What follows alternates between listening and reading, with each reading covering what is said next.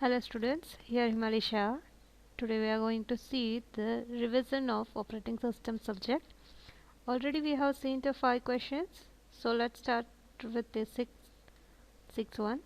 That is explain the FCFS algorithm. So FCFS, that is the scheduling algorithm, and that stands for first come first serve.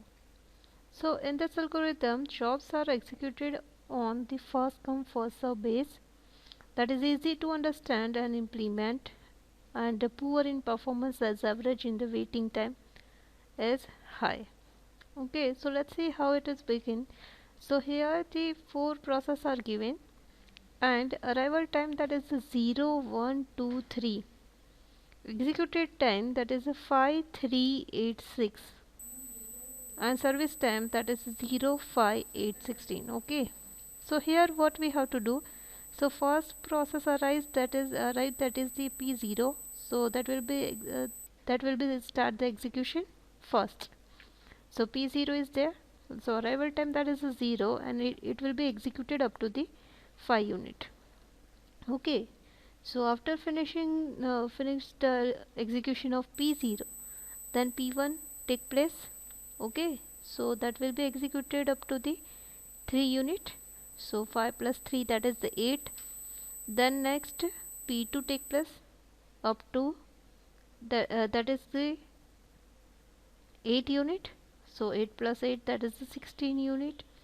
And then the P3 take place, that is up to the 6 unit. So 16 plus 6, that is the 22. So here the 5 8 16 22, that is the finish time. Okay, so here it is the 0 5 8 16 22, and 0 5 8 16, that is the service time. Okay, so for that let's find out the waiting time. So as we know, that is the how we can find the turnaround time. So turnaround time, that is nothing but the finish time minus arrival time. So for the P0 process, arrival time, that is the 5 minus 0 5. Then next for the P1 process, 8 minus 1, that is 7. Next the 16 minus 2, that is 14, and 22 minus 3, so that is the 19. So this is about the turnaround time.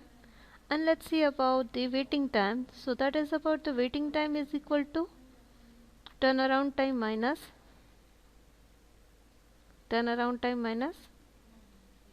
arrival time. Okay, so this is about the P0, P1, P2 and P3. So you have to calculate by yourself average time, average waiting time. Okay, now let's see the next question, that is to explain the IPC, inter-process communication. So in multi-programming OS, more than one process may be running simultaneously. So such processors communicate with each other. So such type of the communication, that is called as the inter-process communication. An IPC that is used in the distributed environment, where the communication process may reside on the different machine that is connected with the network. So for example, a shell pipeline Unix, that is the ls, list the commands. Okay, wcll. Next the printing the paper in network, and chat or mail server, right? So these are the nothing but the example of inter-process communication. Next explain the race condition or racing problem, we can say. So here it is, that is the situation where two or more processes are reading, writing some shared data, and the file result, that is depends on the relative order of their execution. So what happened in the situation where two or more processes are reading or writing at the same time, and that particular data are shared? So at that time the final result depends on the relative order of their execution, right? So the situation is called as a race condition. Let's begin with the example. For suppose the a equal to 1000 is there, and at the end of the process, that should be 1100. So see here, it's suppose the read A is there, so A equal to A minus 100, right? So it becomes the 1000 minus 100, 900, right? And that, right? So then value of A became 900. Here the 900 is there, and 900 plus 200, so that will become the 1100. So A should be 1100. But if P0 and P1 permitted to execute in arbitrary fashion, in any way you have to calculate the value of A, then what happen? Let's see. Output will be not same. Let's see the possibility of 1. Read A is there, then read A is there. Now what will happen? Value of A, that is the 1000 minus 1, right? So 1100 minus 1, that is 1000, and 1000 plus 200, so that will become the 1200. And here same as it is, that will be, see here, see 1100 plus 200, right? So 1100 plus 200, that means what? The value of A, that is 1000. So the 1000 plus 200, that is a 1200.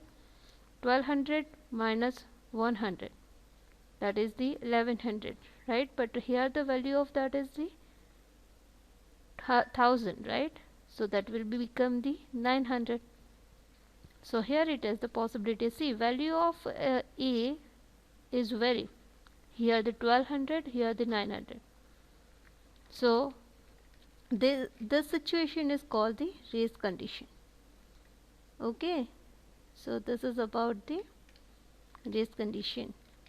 Next, the difference between logical address and the physical address. So logical address, that is the process address space, can be considered as the sequential list of the bytes. So each byte has the address that is used to locate it. So these addresses are called as a logical address. And it's suppose the entire physical memory can be considered as a sequential list, right? So each byte has an address that is used to locate it.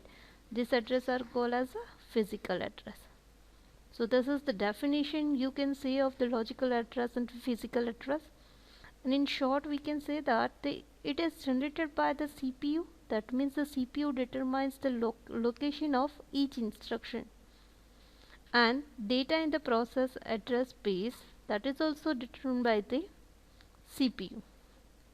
Okay, in the physical address, that is generated by the main memory. Okay, here the logical address space is a set of all the logical addresses that can be referenced by the process, and physical address space, that is a set of the physical addresses occupied by the process in main memory during the execution. Okay, so this is the most important question, difference between logical address and the physical address. Okay, so here about the difference between the logical address and physical address. Now let's see explain the multi-programming with the fixed, or we can say the static partition. So here it is, this method that allows the multiple process to execute simultaneously. Okay, so memory is shared among the operating system and various simultaneously running process. Simultaneously, that means what? Parallelly. Okay, now multi-programming increase the CPU utilization, and CPU can be kept busy almost all time, that by keeping more than one process parallel in the memory. So memory is divided into the fixed part size, can be equal or unequal for the different partitions. Generally, unequal partitions are used for the better utilization of memory. Each partition is accommodating exactly one process. Whenever program needs to load it in the memory, then a free partition big enough to hold the program is found at the located. If there is no free partition available of the required size, then which process needs to wait? Such a process will be put in the queue. So there are two possible ways to implement method with the queue. First, that is using the multiple input queues, and second, that is using the single input queue. So here it is, see the multiple input queue, and here the single input queue. Okay, so what happened in the single input queue? That is the single input, so that will be first going into the partition 1, then partition 2, then partition 3, then partition 4. The single input line is there, right? Wherever the multiple input queue, that means it will be processed with the partition 1, partition 2, partition 3 and partition 4 independently. Okay, so this is about the multi-programming with the fixed partition, or we can say static partition. Okay, so this method allows the multiple process to execute this simultaneously. This is about whatever the funda of this concept. Okay, so these are the multi-programming with the fixed partition, then logical address and physical address difference, then the race condition, then FCFS. So these are the most important questions. There are too many terms asked in GTU, so prepare well, and this is maybe asked in the GTU exam, this GTU exam. Okay, so if you have any doubt, then let me ask. Okay, anytime. Hope you understand this questions. Thank you.